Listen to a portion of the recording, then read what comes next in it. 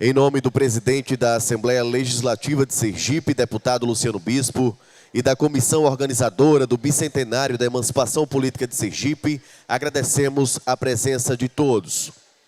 Este seminário faz parte da programação alusiva ao Bicentenário e tem como objetivo disseminar conhecimentos sobre a história de Sergipe, estimular a reflexão sobre essa história, promover o fortalecimento da sergipanidade e celebrar esse marco tão importante na história do nosso estado. O palestrante desta manhã, o professor Dr. Pedro Abelardo de Santana, do Departamento de História da Universidade Federal de Alagoas. Nós passamos a palavra agora para a coordenadora deste trabalho, deste seminário, a professora doutora Sueli Gleide Amâncio Martinelli, do Departamento de Arqueologia da Universidade Federal de Sergipe. Nesse momento, eu quero colocar uma indagação que me foi feita pelo professor Lindivaldo, que disse: por que estudar os índios em Sergipe? Lógico que eu não vou ter o tempo suficiente para dissertar sobre isso, mas rapidamente eu queria colocar que podemos responder rapidamente que estudar os povos indígenas nos ajuda na compreensão mais ampla e complexa sobre a presente e atuação dos povos indígenas no processo da história. Esses povos tinham e têm maneiras próprias de organizar-se para explorar a natureza e viver em sociedade. Foram e são culturas complexas e sofisticadas, interessantes por si mesmas e portadoras de valores importantes para o mundo moderno. No tocante à arqueologia, trabalhando com pré-história, quando queremos conhecer as sociedades indígenas desaparecidas, não dispomos de textos, pois eles não utilizavam a escrita, dependendo, portanto, exclusivamente de vestígios da cultura material que eles deixaram, quase sempre involuntariamente, e com os quais podemos reconstituir e entender essas sociedades. Estudar os povos indígenas e a colonização é fundamental para o entendimento da vitória e o domínio dos portugueses sobre milhares de povos guerreiros. Na comemoração do bicentenário da emancipação política de Sergipe, vale ressaltar a importância da palestra Os Índios e a Colonização em Sergipe, que, para tanto, gostaríamos de, após minha apresentação, convidar o professor Pedro Abelardo para dissertar sobre o tema. Então, Pedro Abelardo de Santana é graduado em História pela Universidade Federal de Sergipe, mestre em Geografia pela Universidade Federal de Sergipe, com a dissertação Aldeamentos Indígenas em Sergipe Colonial, subsídio para investigação de arqueologia histórica. Ele é doutor em História Social pela Universidade Federal da Bahia, com a tese Os Índios em Sergipe Oitocentista, Catequese, Civilização e Alienação de Terras. Fez estágio pós-doutoral na Universidade de Sergipe e atualmente é professor adjunto do curso de História da Universidade Federal de Alagoas. É professor colaborador do mestrado em Estudos Africanos e Indígenas na Universidade Estadual da Bahia e do mestrado de História da Universidade Federal de Sergipe. Foi professor adjunto da Universidade Tiradentes, quando foi meu colega. É professor do ensino fundamental. Foi professor do ensino fundamental nas prefeituras de Aracaju, Lagarto e São Cristóvão. Eu acho importante essa ressalva, né? Diretor do Arquivo Público da cidade de Aracaju, diretor da Associação Nacional de História AMPU, seção Sergipe, e tem pesquisas nas áreas de História e Arqueologia Histórica, atuando nos seguintes temas: indígena, arqueologia histórica. Portanto, convidamos o professor, Pedro Abelardo, para proferir a sua conferência. Primeiro, eu gostaria de agradecer o convite feito e registrar as presenças da excelentíssima senhora deputada Kitty Lima, preside a mesa, de quem eu sou muito fã pela causa animal, da senhora coordenadora do Departamento de História de Arqueologia da UFES, professora doutora Sueli Gleide Amâncio Martinelli, minha colega, da senhora diretora da Escola do Legislativo, doutora Isabela Maza, do senhor subsecretário-geral da mesa, presidente da comissão organizadora, doutor Igor Albuquerque,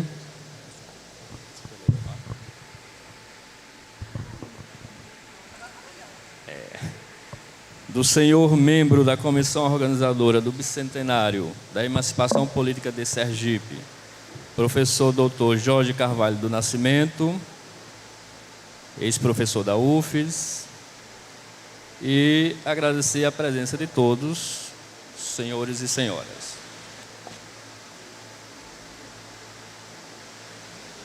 E também, antes de começar, gostaria de registrar a presença de um colega professor, que é o ex-vice-reitor da Universidade Federal de Alagoas, que foi meu chefe, o professor doutor José Vieira da Cruz, que está presente aqui na plateia.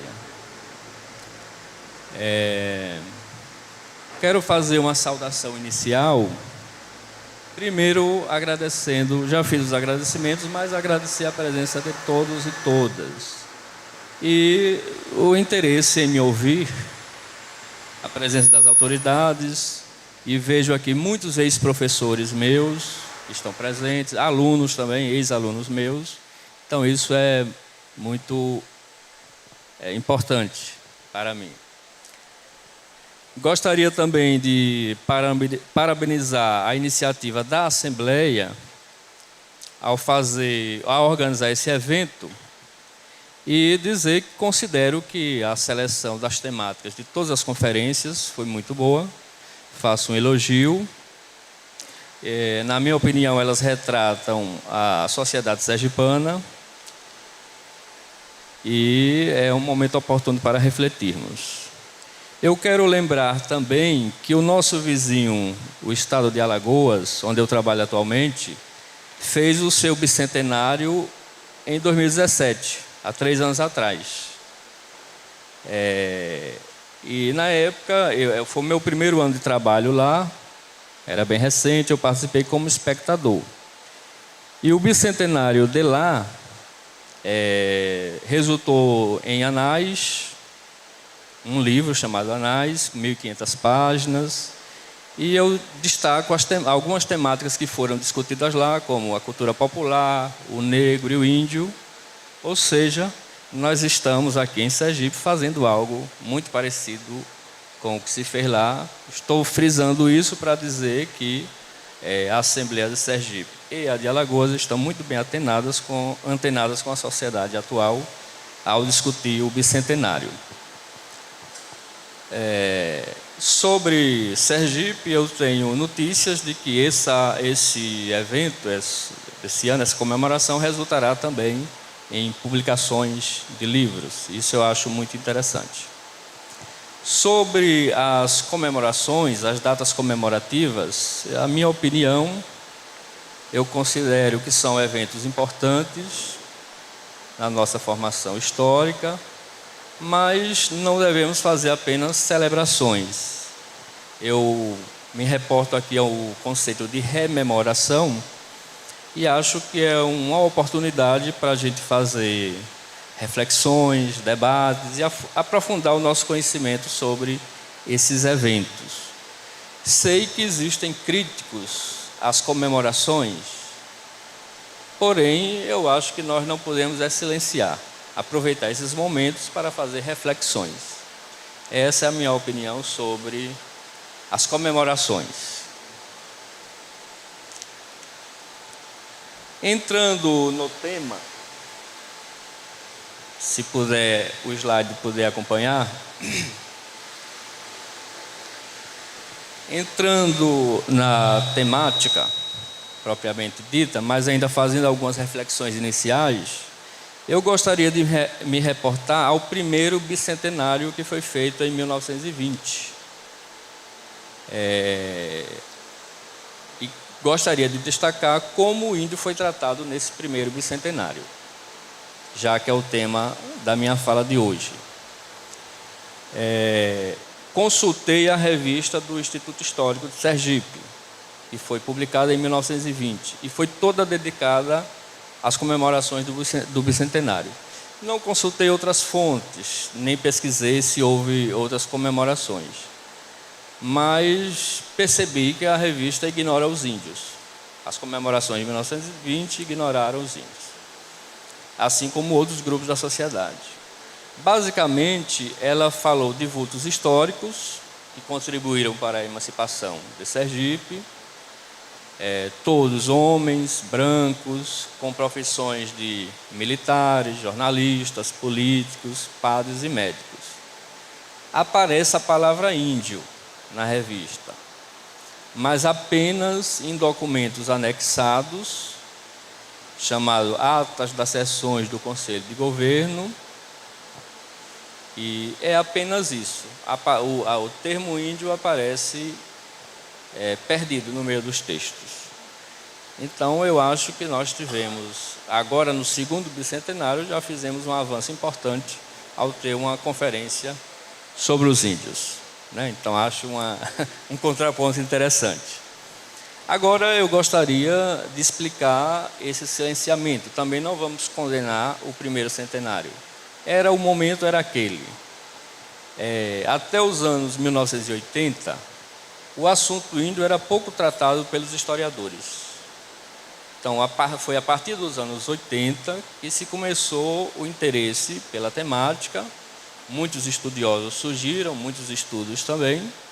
E aí nós temos agora, final do século XX e início do século XXI, o tema sendo debatido em quase todos os espaços. Então, aí eu explico o porquê do silenciamento no primeiro centenário. Não era um tema considerado importante na época, inclusive os índios eram oficialmente declarados extintos naquela época.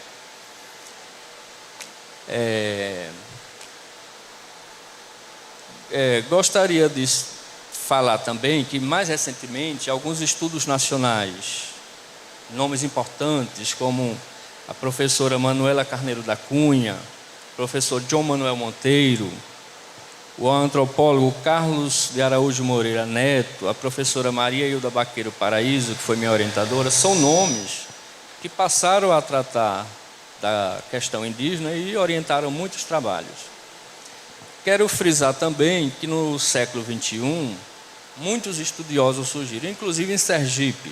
Se na década de 80 a gente tinha apenas uma antropóloga estudando índios, hoje nós temos quase uma dezena de pesquisadores tratando do tema. Inclusive existe um seminário que é feito anualmente, este ano já vai para o 4º evento. Então, ou seja, o tema voltou a ser debatido com força, né? Então, eu, por exemplo, eu sou um dos exemplos. A partir de 2010, passei a estudar, virei doutor e hoje, embora não ensine história indígena, mas sou um estudioso. Em 2008, a aprovação da Lei Federal 11.645, obrigando o ensino nas escolas de nível básico de História e Cultura Indígena, foi mais um passo para fazer o reencontro entre o Brasil e os indígenas. Então, isso eu acho também muito interessante. E talvez uma crítica que eu já ouvi há algum tempo atrás, parece que o Brasil tinha vergonha dos seus índios. A gente pode dizer que nós atualmente estamos ultrapassando essa questão, pelo menos em tese. Eu acho importante também fazer uma outra informação, trazer uma outra informação preliminar, antes de entrar no tema, que é sobre a presença de indígenas hoje em Sergipe. Não podemos falar mais de índios no passado. Essa era uma das críticas que se fazia, né? A gente sempre pensava no índio como algo do passado. Mas, falando das suas heranças, hoje não é mais assim. Temos os índios Chocó, do município de Porto da Folha, e desde maio de 2017 nós temos os índios Fucaxó, instalados em Pacatuba, oriundos do estado de Alagoas. Então, de Alagoas, então, assim, se a gente puder fazer uma comparação entre Sergipe e Alagoas, Alagoas tem várias etnias, mais de uma dezena. Sergipe tinha uma, agora tem duas, e, de repente, podem surgir mais. Esse é um dado interessante também. Essa é uma esperança dos antropólogos e de quem estuda a questão indígena. A autoavaliação, né, a autoaceitação como indígena, isso pode acontecer a qualquer momento. Gostaria de frisar também que no sertão de Alagoas, onde eu trabalho atualmente, existem diversas etnias indígenas. Eu selecionei aqui Jeripancó, Calancó, Caruazu, Catoquim, Coiupancá, apenas em 3 municípios perto de onde eu trabalho. E no estado tem muito mais. Muitos desses índios que eu citei aqui são estudantes universitários. Alguns são meus alunos. Eles recebem bolsa de estudos, uma bolsa indígena. Só na Universidade Federal de Alagoas são cerca de 50 bolsas para indígenas. E é um dado que eu considero animador. Inclusive, eu conheço 2 bolsistas indígenas que são sergipanos de Porto da Folha. Um estuda História e o outro estuda Geografia. Então, isso, para mim, é um dado importante.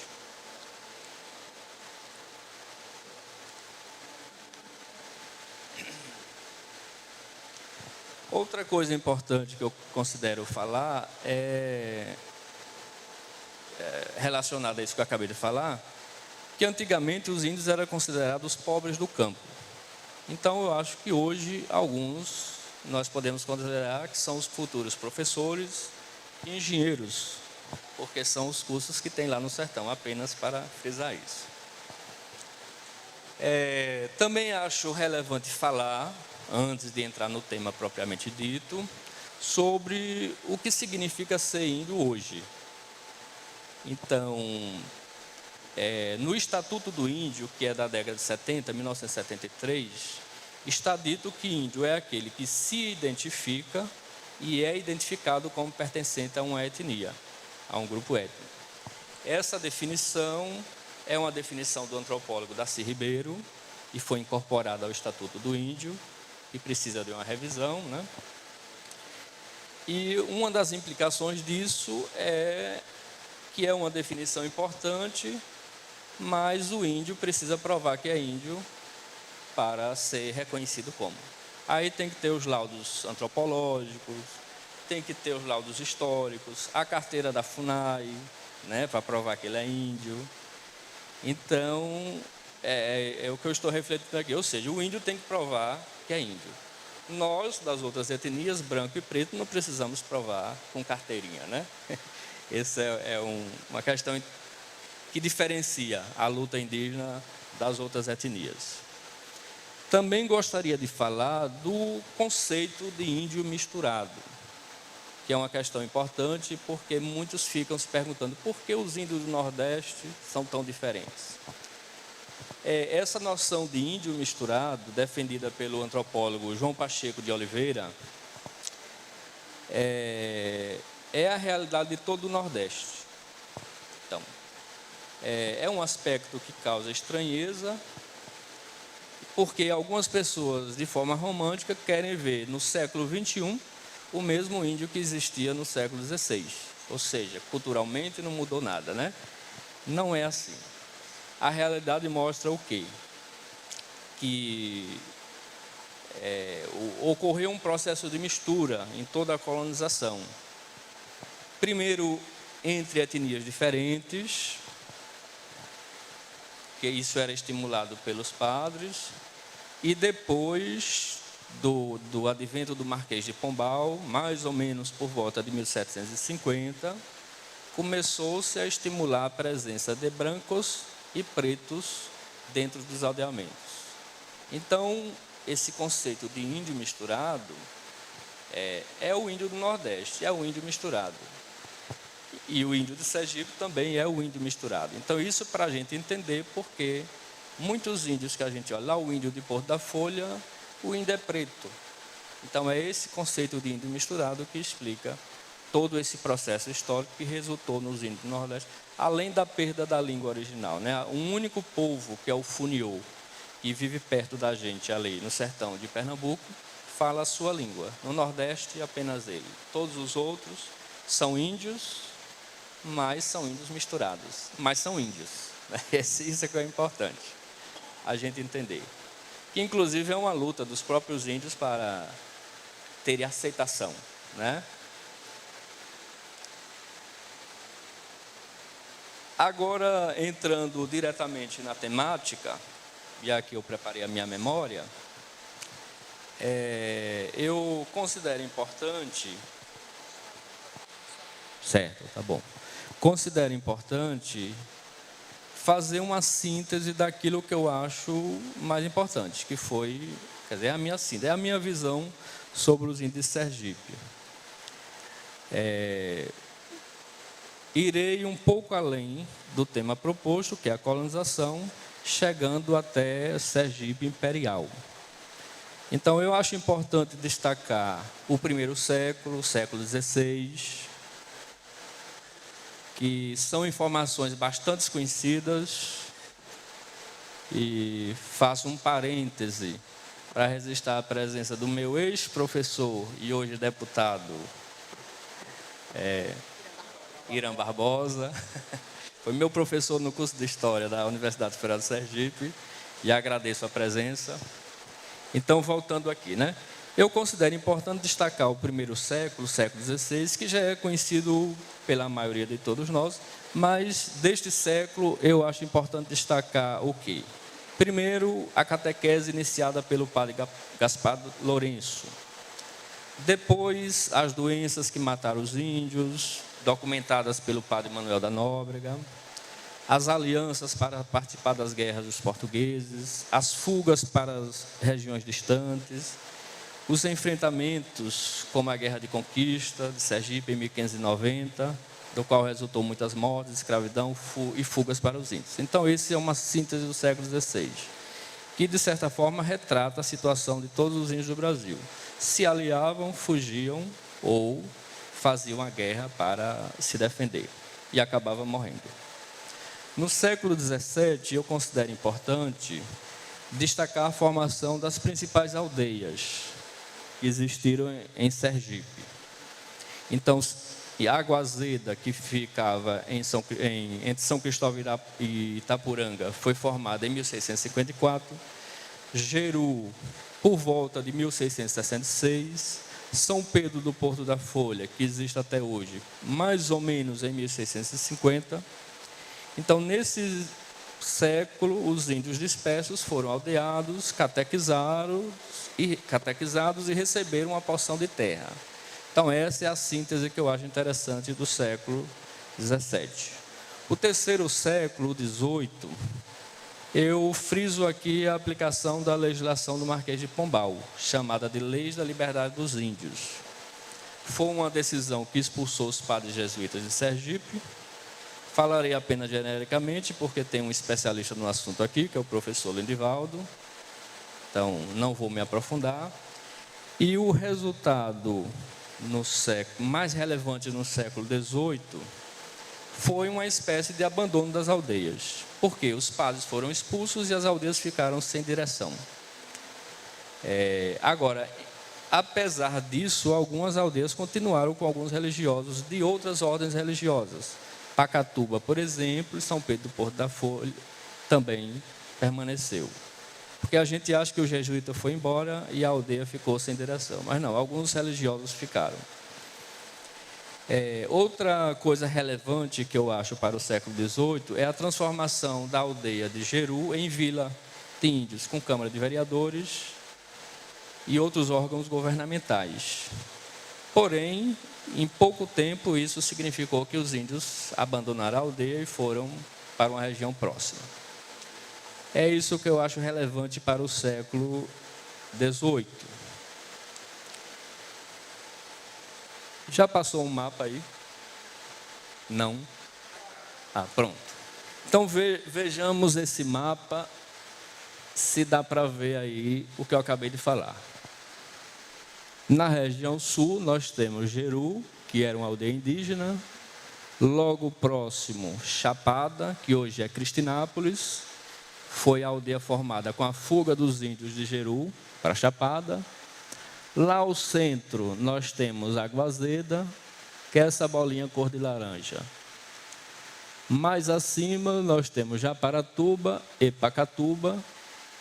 E no sertão, bem no Rio São Francisco, nós temos São Pedro do Porto da Folha, que era até 2017 a única aldeia de Sergipe, e voltamos a ter outra agora em Pacatuba, mas eu acho que ainda falta alguma regulamentação.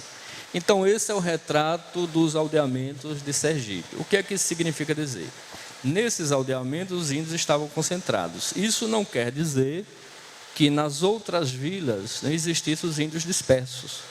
Porque, assim como hoje, Aracaju não é uma aldeia, mas tem muitos índios. Outros municípios existem índios presentes. No século XIX, a gente percebe, quando vai fazer um recenseamento de todas as vilas de Sergipe, a presença de índios morando, embora não tenha aldeamentos. Então, assim como hoje, que o índio sai para trabalhar ou ir em busca de outras oportunidades, no século XIX isso acontecia também. Esse retrato aqui é um retrato dos aldeamentos, aquela concentração dos índios com um padre, com um diretor, né, onde o índio tinha a terra coletiva. É esse o retrato. Então, eu acho muito interessante esse mapa. E uma reflexão que a gente pode fazer é, se tínhamos tantos índios no século XIX, eu já fiz um cálculo, chegava em média 3 a 4% da população de Sergipe, então isso é um dado importante, né? É um acervo importante, porque no século XX e XXI nós regredimos a tão poucos. Apenas uma aldeia, uma segunda que voltou até agora em Pacatuba, né? Essa é uma reflexão que a gente deixa para depois.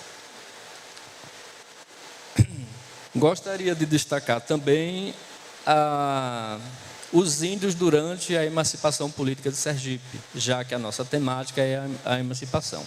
E também destacar a relação entre os índios e a Assembleia Provincial, que foi o que hoje é aqui a Assembleia Legislativa. Então, eu destaco aqui que no contexto da emancipação, eu considero relevante destacar que os índios de Pacatuba, em 1824, eles foram recrutados pelo comandante das armas contra o presidente da província de Sergipe, para lutar contra. Isso está na revista do Instituto Histórico.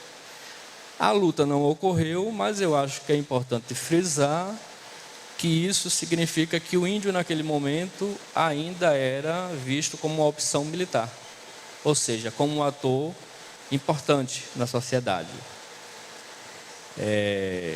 Lembro também da revolta de 1826, ocorrida em Pacatuba, no mês de dezembro, quando os índios foram até a Vila Nova, que hoje é Neópolis, invadiram a cadeia para libertar os seus líderes presos após disputa por terra. Então, isso nós podemos chamar também como uma ação política dos índios. Eles não estavam lá, como o senso comum costuma dizer, pacíficos, acomodados, né? Também atuavam politicamente. Então, nesse contexto, e aí os estudiosos dos índios gostam de frisar, os índios sempre foram atores importantes na história do Brasil, sempre participaram em todos os momentos da história do Brasil. Então, esses dois exemplos aqui, eu acho que ilustram muito bem. E até sobre essa questão de Pacatuba, eu acho importante destacar, porque eu já ouvi um professor de história dizer, foram índios bêbados que foram presos e depois foram lá libertá-los. Não, na verdade eles foram presos, eram lideranças da aldeia que foram presas por disputas de terra que duravam décadas. E aí eles foram presos por isso e por isso se revoltaram. Então, é um fato que a gente precisa conhecer muito bem para não repetir o senso comum. Gostaria de destacar também que nesse contexto da emancipação, nas décadas de 1820 e 1830, ocorreram outras revoltas indígenas no Brasil. Um exemplo é em Pedra Branca, Bahia, na qual os índios passaram mais ou menos 6 meses revoltados. Então, eu concluo que os índios sergipanos também atuaram rejeitando autoridades nomeadas para as aldeias ou defendendo suas terras. Essas eram as motivações que levavam às revoltas dos índios. Não se revoltavam por serem bárbaros. Era sempre a busca de um direito ou o desagrado com alguma decisão tomada, né? Por isso era essa atuação, era isso que os fazia atuar. Sobre a Assembleia Provincial, que hoje é a Assembleia Legislativa, eu gostaria de destacar o papel que ela teve na época, principalmente no período regencial, de 1831 a 1840, que a Assembleia teve a tarefa de legislar sobre os índios. Eu lembro que ela aprovou uma lei em 1837, destinando recursos para uma aldeia em Água Azeda, para financiar um padre capelão, que ia ser lá, ia ser padre, ia também ensinar aos indígenas. E lembro também outra ação da Assembleia Provincial na época, que foi em 1841, já um pouquinho depois do período regencial, que ela tomou a decisão de mandar demarcar as terras da aldeia de Jeru, da antiga aldeia de Jeru, que não era mais aldeia, já era vila. Então, veja, o que foi que aconteceu nessa década, do período regencial, 30 a 40? Antes, a legislação sobre os índios era da corte, era centralizada. Com o período regencial, se descentralizou e as assembleias locais tiveram a oportunidade de legislar sobre os índios, sobre as terras indígenas. Foi um período curto. Com o fim do período regencial, 1840, a questão volta para a corte e as assembleias não podem fazer mais nada. Então, eu quis frisar isso aqui, já que estamos num evento da Assembleia Legislativa, a participação que ela teve lidando com a questão indígena no período.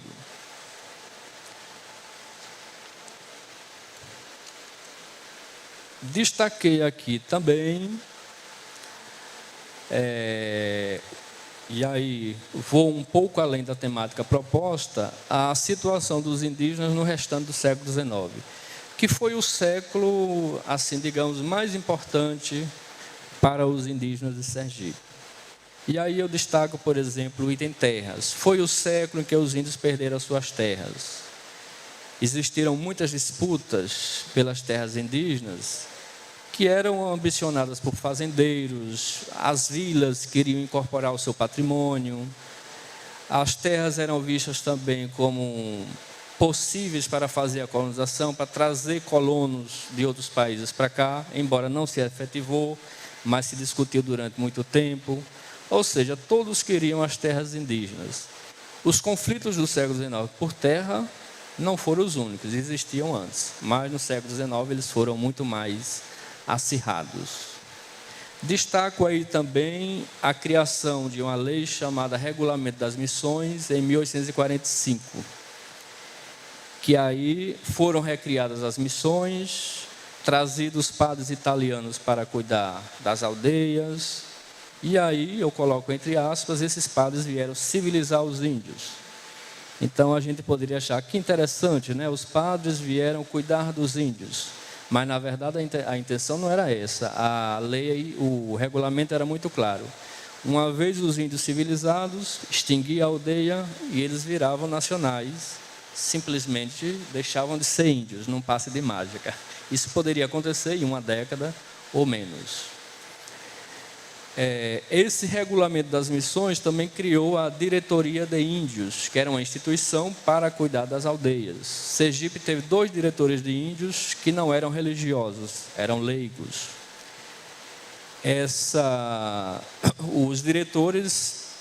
Cabia aos diretores cuidar dos bens das aldeias. Enquanto o padre cuidava da parte religiosa, os diretores leigos cuidavam dos bens das aldeias. Eram as terras, os arrendamentos, os bens eram muitos, por isso que precisava de um diretor.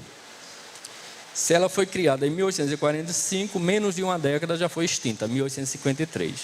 E aqui eu friso que em todas as províncias extinguir a diretoria dos índios significava extinguir os aldeamentos.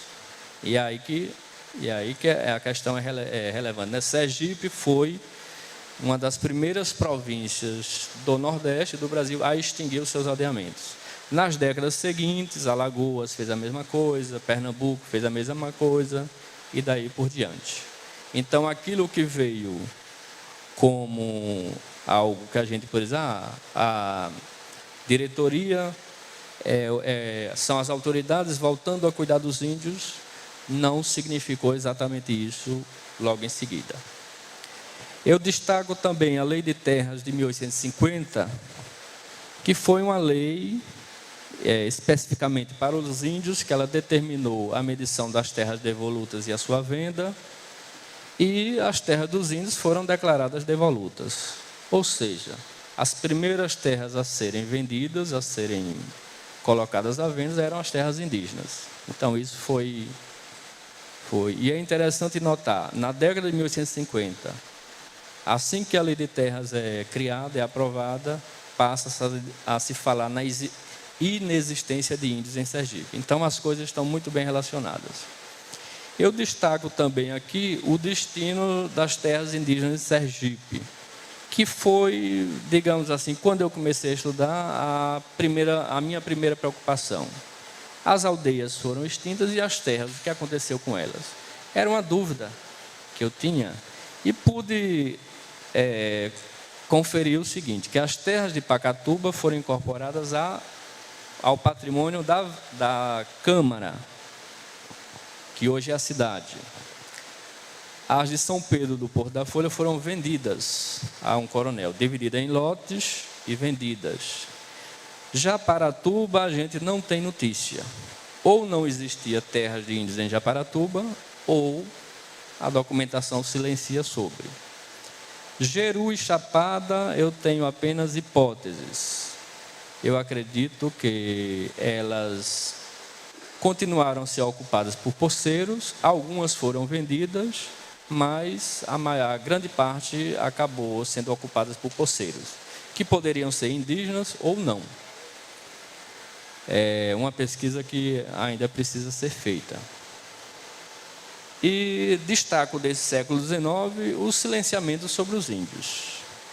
Então, o século XIX foi o século que declarou que Sergipe não tinha mais indígenas, eram todos nacionais. Isso é o que a gente chama de silenciamento. Se o século XIX fez isso, o século XX voltou a reconhecer, 100 anos depois, a existência de indígenas, e agora o século XXI, a gente está reconhecendo mais um grupo, né? Isso eu acho que nós mudamos bastante e temos o que comemorar. Gostaria de destacar também aqui as questões, as noções de civilização e progresso, que era o que se discutia na época. Isso tem tudo a ver com os índios. Esses eram termos associados aos indígenas no século XIX, que, entre outras coisas, visava acabar com a posse comunitária das terras e transformar os índios em trabalhadores livres. Então, veja, esse é o grande problema. Porque até hoje terra indígena é terra coletiva? Porque quando você reparte as terras e o índio vira um proprietário, ele pode vender e a comunidade acaba, né? Aí se dispersa. Isso aconteceu em outros países. No México, por exemplo, houve a divisão das terras como propriedade particular para os índios e simplesmente eles venderam, foram obrigados a vender, foram enganados e etc. Então, o fim das terras coletivas foi o grande problema para os indígenas no século XIX. A catequese no século XIX, mostrada como esse era o caminho para civilizar os índios, foi feita pelos padres capuchinhos italianos e foi o meio buscado para atingir a civilização e o progresso. E aí eu destaco, como já falei, assim que os padres informassem que os índios já estavam civilizados, o aldeamento deixava de ser extinto, deixava de existir, era extinto. Destaco que em Sergipe atuaram os seguintes capuchinhos, eu até coloquei alguns aí. Capuchinhos italianos, Padre Cândido de Tágia, Antônio de Casanova, Apolônio de Molineto, Davi de Umbertide, Doroteu de Loreto, Padre Antônio de Panicali, Serafim de Petralha e Davi de Perugia. Destaquei o Cândido de Tágia, que foi o frei que atuou em Pacatuba, comprovadamente, e o frei Doroteu de Loreto, que foi o que atuou em Porto da Folha. Esses dois comprovadamente atuaram fixamente nas missões. Inclusive, Doroteu de Loreto é muito lembrado até hoje em Porto da Folha. E gostaria de frisar também a situação dos índios em outras partes da América. Falamos de Sergipe, mas Sergipe não estava isolado, nem do Brasil, nem do restante da América. As soluções apontadas para os índios eram similares. Então, por exemplo, a catequese, a missão religiosa como um meio para homogeneizar a população, que o grande problema era esse, as novas nações não podiam ter essa diversidade que nós aceitamos hoje, brancos, índios e pretos. Tinham-se que homogeneizar. No Brasil, era a mestiçagem, né? Que era o caminho. Essa solução também foi apontada em outras partes da América. Eu destaco o México, que foi a região que eu mais estudei. Então, lembro aqui estudos de Mônica Quijada, Evan Hara, Manuel Munoz, Ricardo Garcias, que estudam essas questões lá. Ou seja, olhando para um retrato do México e olhando para Sergipe, as questões eram as mesmas. Civilizar os índios através da catequese e através de padres. Aqui nós já falamos quais foram os índios que receberam a catequese. Lá eu destaco, no México eu destaco alguns índios que foram civilizados, entre aspas, como os tarahumaras, eu não sei se eu deixei aqui, tarahumaras, apátias, que é da fronteira com os Estados Unidos, purépétias, entre outros. Então veja, quando a gente está falando sobre Sergipe, sobre os índios sergipanos, as questões são similares nas outras províncias do Brasil, que hoje são os estados, e em outras regiões da América. O índio tinha que ser civilizado, essa era a questão. E a presença dos padres era fundamental. Gostaria de falar aqui também sobre algumas fontes, certo? E eu destaco aqui o Catecismo Quiriri, de 1698. Eu consultei muitos manuscritos, mais de 1 milhar, que estão no arquivo público, no arquivo judiciário, em microfilmes, mas eu destaco o Catecismo Quiriri de 1698, do padre Vicêncio Mamiani. Foi um jesuíta que atuou, né, na fronteira de Sergipe com a Bahia. E devemos lembrar que os índios de Jeru eram Quiriri. Logo, esse Catecismo Quiriri se refere à língua dos índios do Jeru e também os Quiriri de Mirandela, hoje na Bahia. E a importância desse catecismo é que ele é bilíngue, ele é português e em Quiriri, está nas duas línguas. Foi publicado há muito tempo, merece uma reedição. E eu acho um registro importante de uma língua que não é mais falada. Sugiro, inclusive, uma reedição, caso a Assembleia Legislativa tenha interesse. Acho que essa seria uma das publicações interessantes para esse bicentenário. Eu tenho uma cópia, acredito que o Instituto Histórico tenha, que o Arquivo Público tenha. Então, é uma obra que quase nunca é reeditada. Então, é uma sugestão que eu deixo para a comissão. Eu destaco também um abaixo-assinado dos índios de Água Azeda, porque a gente só tem documentos produzidos por não índios. Achar um documento publicado por índio é muito raro, é quase inexistente.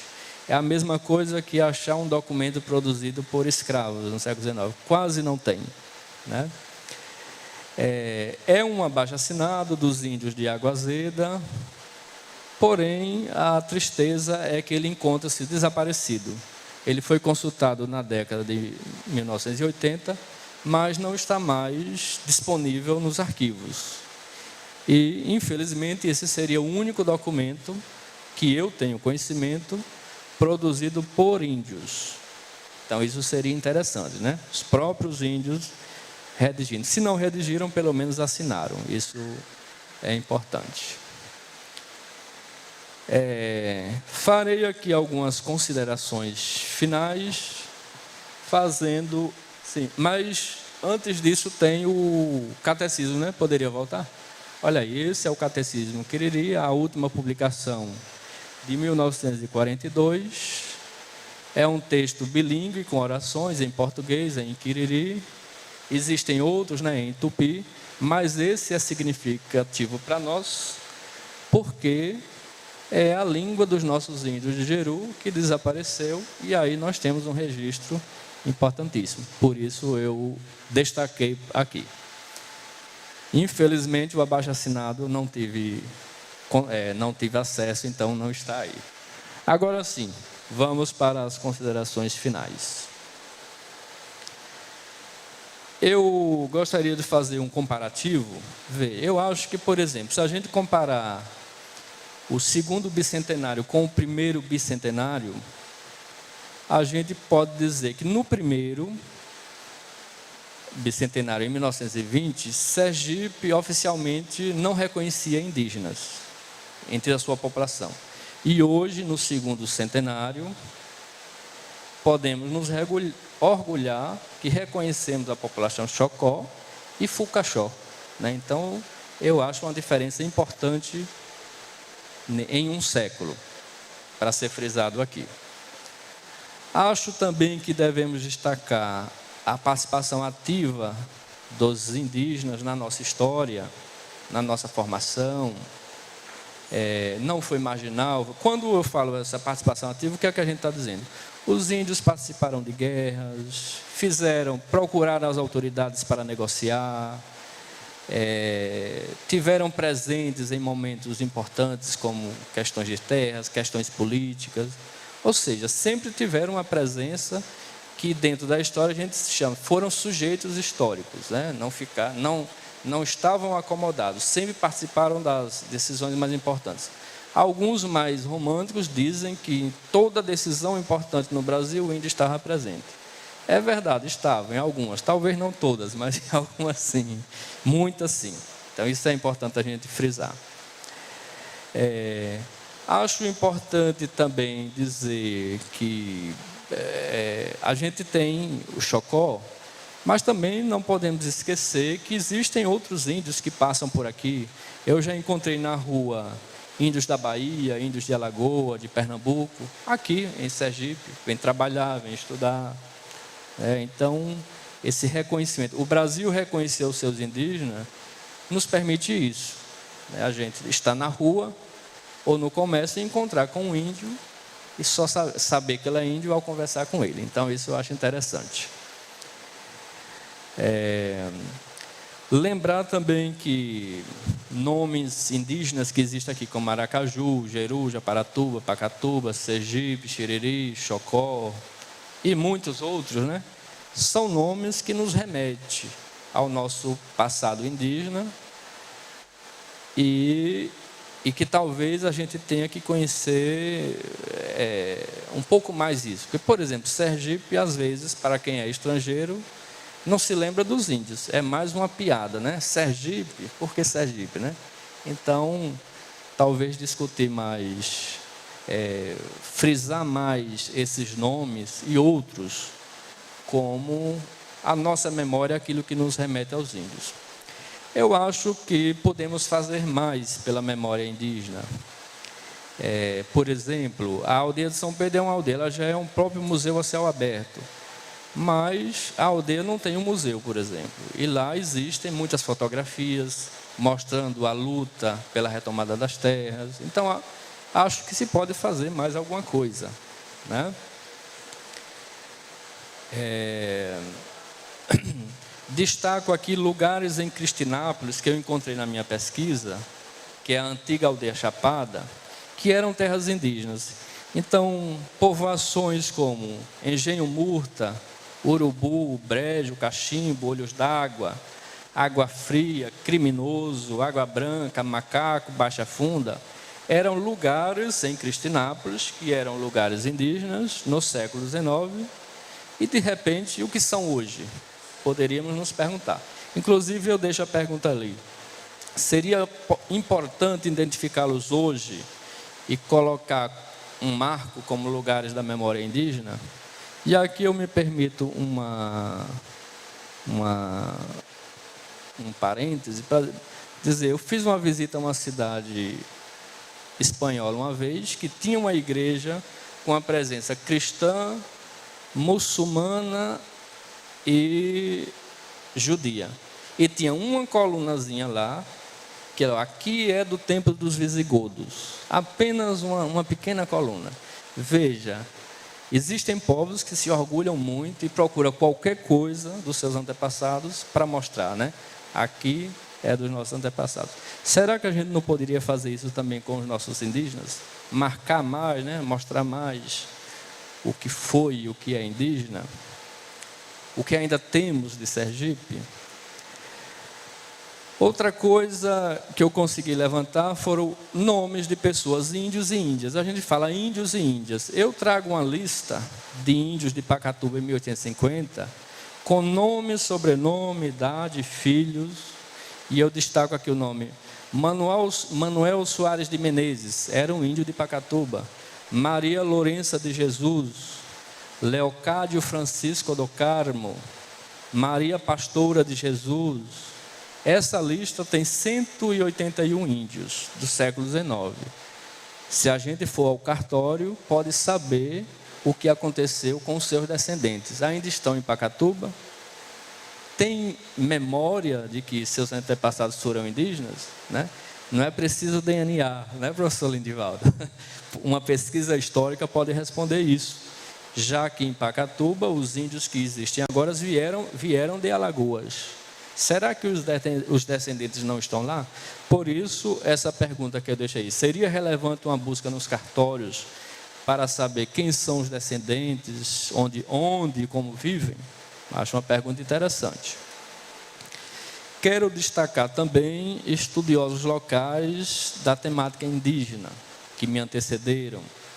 Lembrar do Felisberto Freire, que foi o primeiro presidente, historiador e primeiro presidente de Sergipe republicano. Felt Bezerra, um antropólogo muito conhecido. Destaquei a professora Beatriz Góes Dantas, uma antropóloga com muitos trabalhos publicados, um nome muito importante. Maria Tetes Nunes, que é uma itabaianense, também falou sobre os índios. Luiz Motti, que é um paulista radicado na Bahia, mas estudou bastante os índios de Sergipe. Anselmo Souza, um estudante do curso de História. E o próprio professor Lindivaldo, que é um dos organizadores desse evento, também tem se dedicado à temática. E tem vários outros. Aqui eu citei apenas os nomes mais conhecidos. Existem hoje dezenas de estudantes de graduação, mestres e doutores que estão se dedicando à temática indígena. Por isso que o índio se tornou um tema relevante. Tem muita gente estudando, tem muita gente discutindo, então o tema fica na hora, né? É um tema da hora. Então, com isso, eu agradeço, espero ter contribuído para conhecer um pouco dos nossos índios, mostrar a importância de ter sempre na memória, tê-lo sempre na memória, de mostrar que os índios de Sergipe não são coisa do passado, existem atualmente, e os índios do Brasil também. Isso é uma coisa que todo professor tem que frisar, né? Índio é presente, é hoje, é atual, né? Não é passado, não são heranças. É isso que eu quis frisar, embora tenha umas heranças, quis frisar. Quero agradecer a presença de todos e todas, o convite da Assembleia e concluir.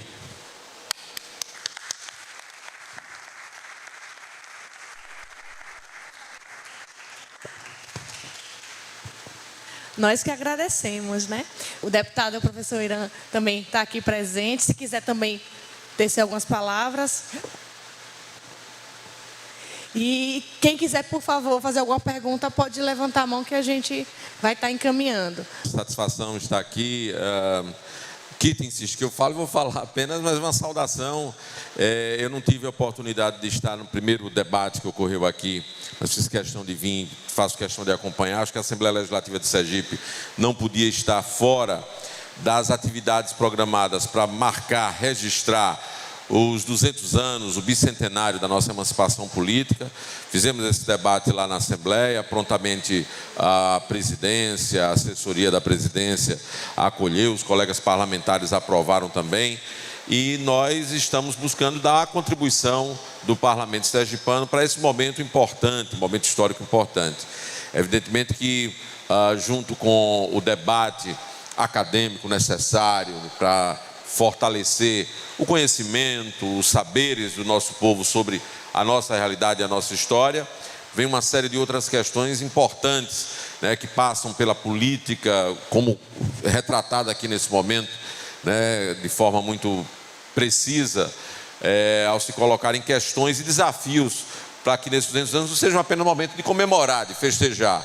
Comemorar é bom, o povo brasileiro gosta de festejar, gosta de comemorar, mas é bom transformar os momentos de comemoração em momentos de desafios para que nós possamos ampliar a contribuição para avançarmos no nosso processo civilizatório. Então, assim, acolher a todos e todas e desejar que nós possamos seguir esse ano, que é o ano do bicentenário, legislação aprovada lá na Assembleia Legislativa, possamos seguir dando a contribuição da Assembleia a esse momento importante da história do nosso Estado. Parabéns a todos que se engajam nesse momento, parabéns aos que estão participando e vamos continuar acompanhando esses debates. Aproveitar esse momento, né? Como no início da minha fala, eu queria falar um pouquinho, né, de quem estava ocupando esses espaços que a gente chama de Sergipe, né? Então, como eu falei para vocês, como uma professora de arqueologia, né, historiadora, que trabalha com pré-história, a gente deve lembrar, e eu aproveitar essa oportunidade, esses aldeamentos que o professor Abelardo estava colocando aqui para a gente. Esses aldeamentos, eles vêm sendo ocupados, né, há muitos e muitos anos. Não é que essa ocupação de Sergipe seja uma ocupação recente, é uma ocupação que a gente tem datação de 10 mil anos, né? Então, a gente se pergunta, essas pessoas que estavam aqui no período da colonização, eles têm uma origem muito mais antiga, como donos dessa terra, né? Muito mais do que a gente pensa, né? Então, a gente tem datação para o estado de Sergipe de 10 mil anos. 10 mil anos já existiam pessoas que estavam ocupando esses espaços aqui no estado. E essas pessoas não é que ocuparam e sumiram, eles ocuparam continuamente, né? Sergipe tinha muita ocupação nesse período e chegaram até esse momento que parabenizar o professor Abelardo pela bela conferência que ele fez aqui, retratando esse período que chega ao período da colonização em Sergipe. Então, eu só queria aproveitar esse momento para poder retratar também isso, né? Porque a gente sempre fala o período da história, arqueologia é história, como eu falei para vocês no início, né? A gente usa outros métodos para entender essas sociedades, mas a história de Sergipe também está ligada à pré-história, e eu penso no Sergipe antes dos sergipanos, não é isso? Agora eu passo a palavra para o professor Abelardo, quer fazer alguma consideração sobre isso, que a gente, como arqueólogo histórico, a gente pode discutir isso.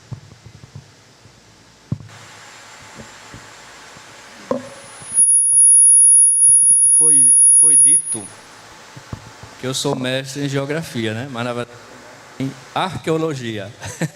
É que eu fiz o mestrado no curso de geografia, mas em arqueologia. E muitas coisas que eu falei aqui é a arqueologia que vai responder, né? Por exemplo, os sítios onde eram alguns aldeamentos, é a arqueologia que vai ter que buscar, né? Que vai ter que identificar. A gente sabe, Pacatuba era um aldeamento, mas exatamente aonde ficava a aldeia, a igreja, aí a arqueologia. Eu acredito que já existem algumas pesquisas. Tem um arqueólogo que me falou que estava interessado em conhecer os aldeamentos e fazer algumas pesquisas. Então, a contribuição da arqueologia é fundamental para isso. E, dentro do que a professora falou, né, os índios são os povos originários. Na América inteira é reconhecido como assim, né? Quando se reconhece os direitos, reconhece as etnias, nós estamos reconhecendo os povos originários. Essa é uma decisão da ONU, né? Não é nenhum favor que se faz. Então, isso eu acredito que tem uma questão emocional também, né? Olha, nós temos os primeiros povos que habitaram aqui, e como a professora falou, eram os povos pré-históricos, que alguns estudos conseguem identificar. Olha, isso aqui é o mesmo, é o Tupi, mas que também é uma aldeia que se conecta com o período anterior à conquista, ou ao contato, que se chama, né? Então, pré-história e história tem tudo a ver, são campos que andam juntos. Gostaria de fazer algumas observações a título de reflexão. Tem muita gente aqui estudante de história, estudioso de história, e que eu gostaria até que se manifestasse também. Mas o senhor trouxe muito esclarecimento para mim. Acredito também para todos os demais. Quanto a essa questão, a primeira coisa, gostaria que o senhor desse seu contato, se o senhor não se incomodasse. Deixasse seu contato, porque eu gostaria muito de conversar com o senhor sobre a questão dos índios e a colonização em Sergipe. Também gostaria muito de falar com a professora arqueóloga de História de Sergipe, porque no livro de Félix Belo Freire, ele fala sobre essa possível chegada dos índios aqui, que teriam sido asiáticos. Ele faz uma comparação sobre os asiáticos e sobre a questão dos índios na América. Então, só que ele fala no século XIX, e muita coisa que ele fala teria sido contestado posteriormente pela ciência. Então, essa é a questão. E depois, chegando aqui em Sergipe, o senhor fala muito sobre Sergipe, sobre os índios em Sergipe, na sua tese e na sua dissertação. E algo ficou interessante, que ficou marcado em mim, foi essa questão da extinção dos índios, que a gente aprende que realmente os índios teriam sido extintos. Mas o senhor justifica, o senhor coloca as causas da extinção em Sergipe. Não porque eles foram mortos ou eles desapareceram da face da terra. E principalmente a questão do vínculo, da importância da questão da tomada das terras em Sergipe, dos índios em Sergipe, o que está provavelmente acontecendo e vai acontecer na Amazônia atualmente. Algo muito parecido. Então, a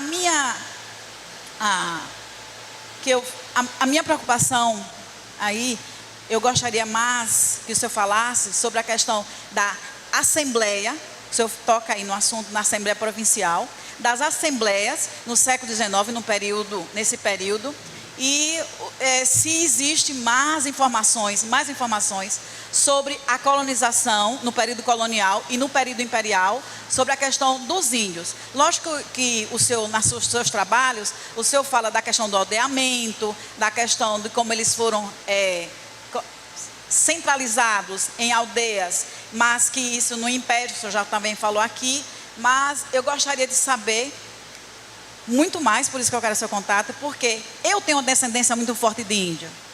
E minha descendência não está nem em Jeru, nem na Água Azeda, nem em Aracaju, nem em Japaratuba, nem em Pacatuba, nem em Porto, não São Pedro do Porto da Folha. Eu não consegui me identificar em nenhum desse local. Estaria mais para a Serra Negra. E aí eu sei bem interessante e curioso, porque o próprio Félix Belo Freire, que ele estudou muito a história de Sergipe, ele tinha aquele tal do oitão, quartão.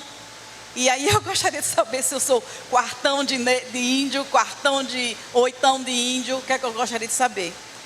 Porque com o negro aconteceu o branqueamento que eles falavam naquele século XIX. E com o índio aconteceu o quê? Tá? Aquela questão da descendência, tá? Eu acho que eu poderia responder assim. Existem muitos temas ainda relacionados aos índios que podem ser estudados. Por exemplo, a mulher indígena em Sergipe é uma coisa pouco discutida, né? O problema são as fontes. Mas se a gente quiser fazer nomes de mulheres, aparecem diversos. Esse é um tema que poderia ser aprofundado. O cotidiano das aldeias, como viviam, do que trabalhavam, né? Isso também pode ser ampliado. Os índios que saíam das aldeias iam morar em outras vilas, ou iam ser militares, por exemplo, servir a marinha. Isso também pode ser investigado. Morar em outras províncias, né? São Paulo, Rio de Janeiro, Bahia. Isso também pode ser mais investigado. Tem um estudante de história aqui perguntando, será que os índios, no século XIX, foram chamados de crioulos? Também é uma outra... para disfarçar, né? Esses agora são negros, são mestiços com negro. É uma outra questão que se pode falar, né? Estudar. Enfim, existem arquivos ainda. Acredito que tem muita coisa inexplorada, principalmente no Rio de Janeiro e em Portugal. Então, tem muita coisa para ser pesquisada. Talvez a genética possa ajudar também. Sobre descendência, existe muita mitologia também, né? Então, todo mundo é descendente de índio. Então, aí pode-se fazer uma pesquisa em cartório para saber seus antepassados e pode, possível sim, falar sobre, estudar mais sobre isso. Que eu lembre são essas duas coisas, não sei se tem mais outra. O quê? O contato eu deixo. Se procurar no Google, você acha meu contato. Está lá, os artigos, né? Tem um e-mail. Na própria minha ficha funcional na UFAL, tem lá o e-mail também, que pode. E eu posso passar aqui também, tranquilamente. Podemos...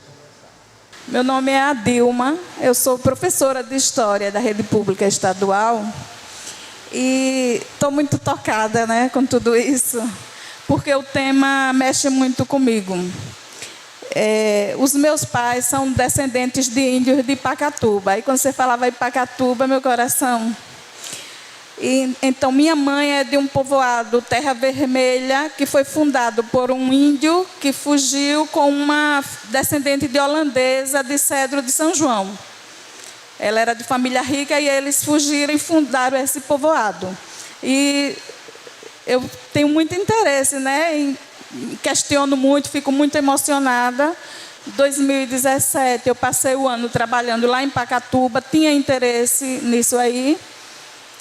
Fiz o contato com os índios de lá da aldeia de Chocó, né? Os fucaxóis que estão lá em Pacatuba. Eu conheci o local já, bem interessante. E tenho até interesse de mexer mais com isso aí e gostaria de agradecer. Foi muito bom esse encontro aqui. Muito obrigada. Gente, a Universidade Federal de Sergipe tem um papel importante no resgate dessa questão indígena. O projeto Xingó, o projeto da Beatriz Góes Dantas com os professores do Departamento de Ciências Sociais para a retomada dos índios na ilha de São Pedro, os próprios alunos do DCE, os professores, a sociedade civil como um todo. Esse é um tema importante, por isso que não poderia faltar na discussão sobre identidade sergipana, como é o negro e todas as outras questões que tem. Para vocês perceberem, tudo que é nosso tem a ver com índio. E se a gente der uma olhada, até o nosso símbolo tem um balão e um índio, que é o símbolo da República. Se a gente for mais observar, você tem no parque, aqui mesmo tem ali, que está ali. Esse é o símbolo que está na República e aqui na frente do Palácio do Governo está. Né? Se a gente for dar uma olhada também, embora cortaram as mãos do índio, mas aqui na catedral tem um índio.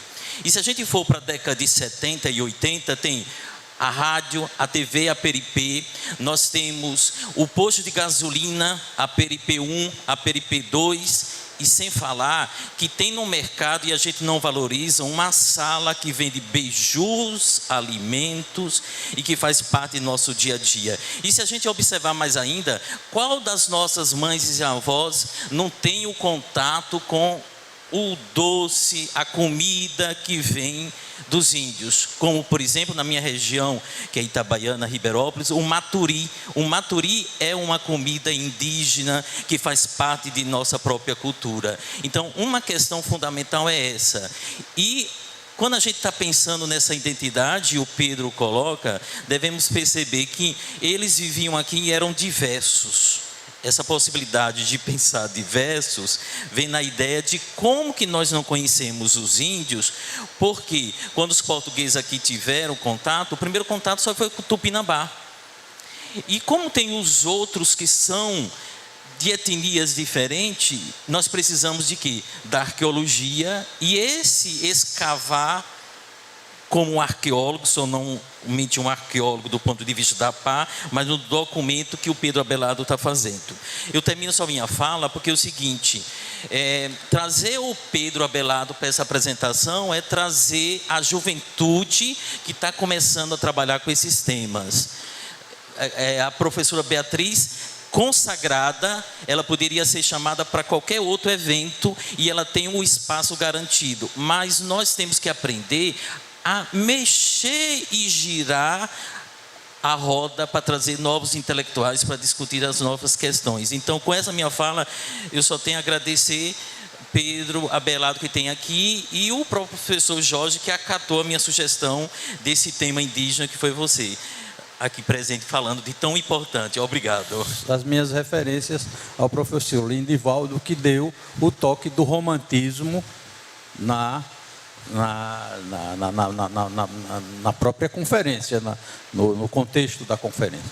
Realmente, para a palavra do professor Lindivaldo, eu acho que faltou aqui e o que eu estou trazendo. Um estudo mais profundo sobre o livro Enforcados, de Ariosvaldo Figueiredo.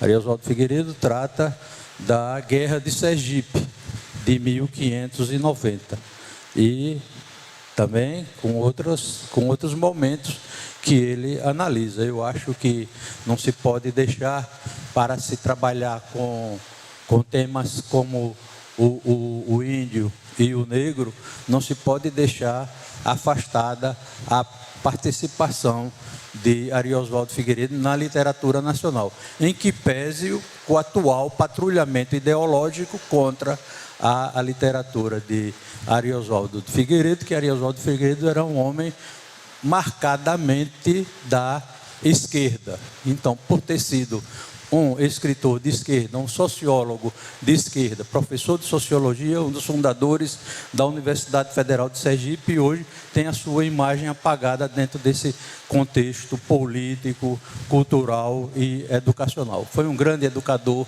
de Sergipe, não só com Enforcados, como também com a violência, o negro e a violência do branco. São dois estudos que não podem deixar de estar presentes em qualquer discussão acadêmica. Então, essas são as minhas referências e os meus aplausos ao professor. Eu primeiro queria fazer um agradecimento ao professor Pedro Abelardo, à professora Sueli Amâncio, e dizer que acredito que as manifestações que nós ouvimos são a demonstração do acerto da organização do seminário ao convidar o professor Pedro Abelardo. Eu gostei muito da sua exposição, professor, né? E em nome da comissão organizadora eu quero manifestar nossa gratidão, né?